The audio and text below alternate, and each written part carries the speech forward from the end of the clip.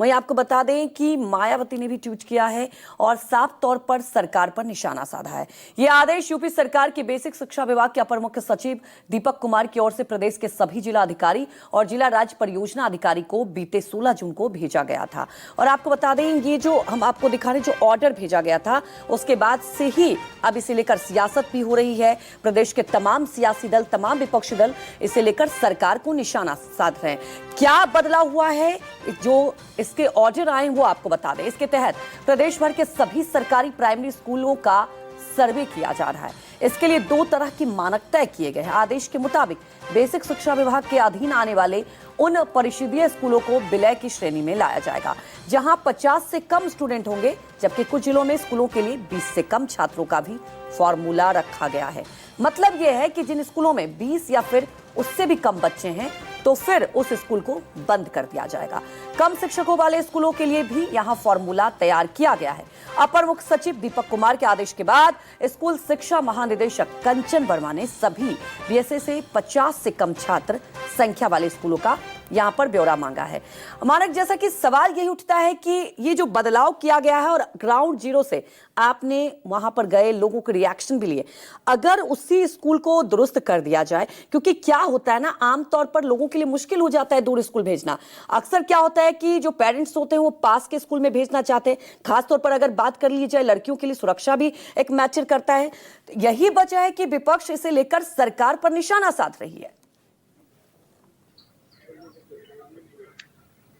देखिए, उत्तर प्रदेश में जो बेसिक शिक्षा परिषद के जो स्कूल है, वहां शिक्षकों की भारी कमी है। दूसरी बात, जो शिक्षक हैं वो भी बहुत दबाव में है, उनके पास दूसरे बहुत सारे काम है पढ़ाई के अलावा।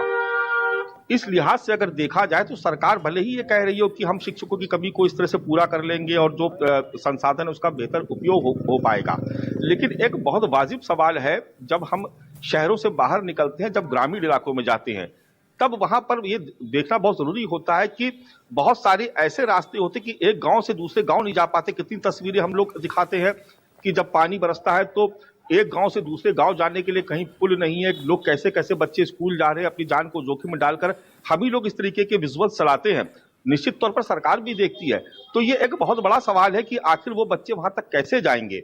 स्कूल में तो मान लीजिए कि लखनऊ में बहुत सारे स्कूल हैं जहां पर अब पहले आउटर के एरिया थे, वहां पर कॉलोनीज बन गई हैं, वहां पर भी पहले बच्चे पढ़ते थे। जैसे मैं लखनऊ के इसी निशादगंज, यहाँ से मुश्किल से 5 किलोमीटर दूर है, उस गली के एक प्राथमिक स्कूल में गया जो बंद होने की सूची में शामिल है। वहां पर मैं उस स्कूल के आस पड़ोस में रहने वाले बहुत सारे परिवारों से मैंने बात की तो मुझे बहुत सारे ऐसे लोग मिले जिन्होंने कहा कि हम लोग इसी स्कूल से पढ़े, इतनी अच्छी शिक्षा की गुणवत्ता थी कि यहीं से हमारी नींव मजबूत हुई और हम लोग अलग अलग पदों पे पहुंचे। कोई प्रशासनिक अधिकारी बना। उसी एक मुकेश श्रीवास्तव जी थे, उनसे मेरी मुलाकात थी। वो प्रोफेसर है, 2 गोल्ड मेडल उन्होंने जीते हैं और इस वक्त उनकी एज 74 हो रही है। उन्होंने बताया कि उनके भाई बहन भी इसी स्कूल से पढ़े, दोनों डॉक्टर बने। वो खुद बहुत विचलित थे इस तरीके की बात सुन करके कि स्कूल क्यों बंद हो रहा है, बेहतर होता कि यहाँ शिक्षा की व्यवस्था की जाती। उन्होंने ये भी बताया कि उन्होंने बहुत सारे लोगों से प्रयास किया, पार्षद से कहा, विधायक से कहा कि वो कुछ पैसा डोनेट कर सकते हैं। कुछ लोग जो अब स्कूल में पढ़ के सक्षम हो चुके हैं वो डोनेट करके यहाँ पर इस बिल्डिंग को अच्छा बना सकते हैं, लेकिन उस पर कोई बात नहीं हुई।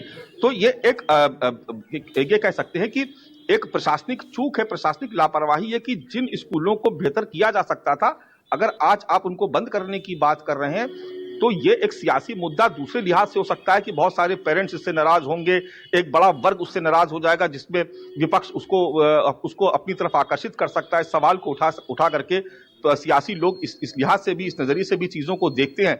लेकिन एक आम अभिभावक की परेशानी ये होती है कि वो चाहता है कि वो अपने बच्चे को पड़ोस के स्कूल में भेज सके, क्योंकि उसके पास इतने पैसे नहीं होते हैं, इतने संसाधन नहीं होते हैं कि वो अपने बच्चे के लिए कोई कैब बुक कर सके, महीने के लिए कोई स्कूल वैन हायर कर सके, स्कूल की बस हायर कर सके, क्योंकि वो खुद ही गरीबी से जूझ रहा है। उसके पास इतने पैसे नहीं है कि वो निजी स्कूलों की फीस भर सके। तो ऐसे में उसके पास क्या विकल्प होगा? जिस पेरेंट्स के पास इतने पैसे नहीं है कि वो स्कूल वैन कर सके, ये कैसे उम्मीद की जा सकती है कि वो किसी निजी स्कूल में अपने बच्चे को पढ़ा पाएंगे या फिर इतनी दूर अपने बच्चे को भेज पाएंगे? ये एक बड़ा संकट है, ये एक बड़ा सवाल है जिसको लेकर के विपक्ष लगातार हमलावर है और ये कह रहा है कि सरकार को इस फैसले को वापस लेना चाहिए। अभी तक कुल 5000 स्कूल ऐसे चिन्हित किए गए हैं जिनके विलय होने की बात की जा रही है। भविष्य में जब ये प्रक्रिया पूरी होगी तो करीब करीब 27,000 स्कूल इसकी जद में आएंगे और ये आंकड़ा बहुत बड़ा होगा।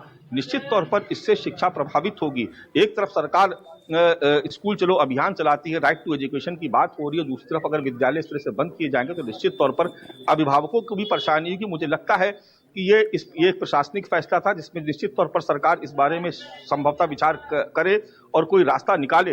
लेकिन फिलहाल उत्तर प्रदेश की बात करें तो ये सियासी लिहाज से भी एक बड़ा मुद्दा बन गया और पूरा विपक्ष इस मुद्दे पर सरकार को घेर रहा है।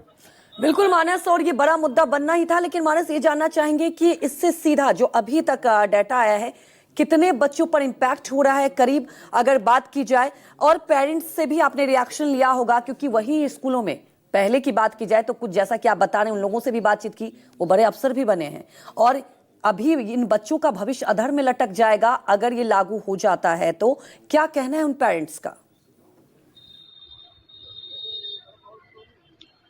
देखिए, जो पेरेंट्स हैं वो बिल्कुल नहीं चाहते, यहाँ तक कि शिक्षक भी नहीं चाहते हैं। शिक्षक भी ये चाहते हैं कि स्कूलों की संख्या बढ़नी चाहिए, और जो शिक्षकों का संगठन है वो ये कह रहा है कि आप खाली पदों को भरिए और जो दूसरे काम, जो गैर जरूरी काम, जो गैर शैक्षणिक कार्य है, अगर वो बंद कर दिए जाएं तो वो ये दावा कर रहे हैं कि हम इन्हीं स्कूलों में छात्रों की संख्या बढ़ाएंगे, क्योंकि इन्हीं स्कूलों में जब शिक्षा की गुणवत्ता जब अच्छी होगी।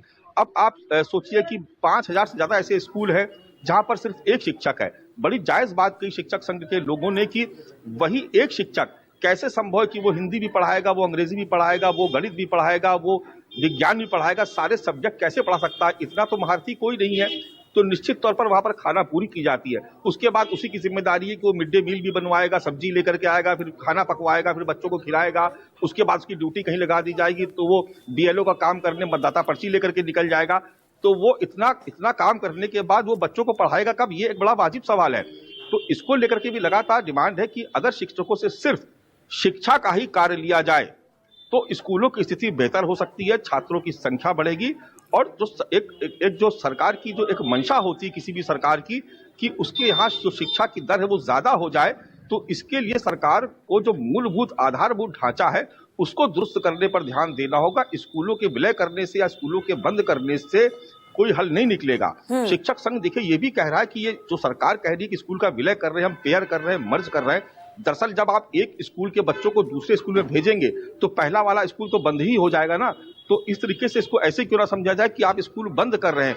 तो ये एक बहुत बड़ा सवाल है और यही एक बहुत बड़ा मुद्दा बन गया है जो विपक्ष जिस पे सरकार को घेर रहा है। बिल्कुल मानस, सवाल तो यही उठता है कि देखिए, एक शिक्षा एक ऐसा माध्यम है जिससे आप विकास की राह पर आगे बढ़ सकते हैं, लेकिन इस तरह से विलय हो जाना अब उन बच्चों के पेरेंट्स के लिए भी परेशानी हो रही है कि भेजे तो कहां भेजे। और अहम सवाल ये उठ जाता है कि शिक्षक की कमी है तो शिक्षक की भर्ती और ज्यादा हो तभी बेहतरी हो पाएगा, ना कि विलय करना एक सॉल्यूशन है। क्या लगता है आपको? अब विपक्ष भी इस मुद्दे को बहुत पुरजोर तरीके से उठा रही है, क्या इस पर दोबारा मंथन किया जा सकता है? देखिए, निश्चित तौर पर जिस तरीके से अचानक इस मामले में विपक्ष आक्रामक हुआ है, निश्चित तौर पर एक दबाव तो बनाया जा रहा है और हो सकता है कि सरकार इस पर विचार भी करे, क्योंकि ये प्रदर्शन अब रुकेगा नहीं। अभी जगह जगहों पे जो शिक्षक हैं वो भी प्रदर्शन कर रहे हैं और बहुत जगह अभिभावकों ने भी रोष जताया। अभी रायबरेली की अगर हम बात करें तो रायबरेली में बहुत सारे शिक्षकों ने और छात्रों ने मिलकर के इसका विरोध किया और कहा, सरकार को ज्ञापन भेजा, कहा कि इस आदेश को आप वापस लीजिए क्योंकि इससे शिक्षा प्रभावित होगी। तो निश्चित तौर पर एक ये बड़ा सियासी मुद्दा बनने जा रहा है और हो सकता है कि सरकार इस पर विचार करे, इस पर मंथन करे और उसका कोई रास्ता निकाले, क्योंकि स्कूल बंद करना कोई विकल्प नहीं है। स्कूलों में शिक्षा की बेहतर व्यवस्था हो, वहां पर स्टूडेंट्स ज्यादा आए, लोग निजी विद्यालयों का रुख छोड़ करके सरकारी स्कूलों में आना पसंद करे, ये ज्यादा बड़ा सवाल है।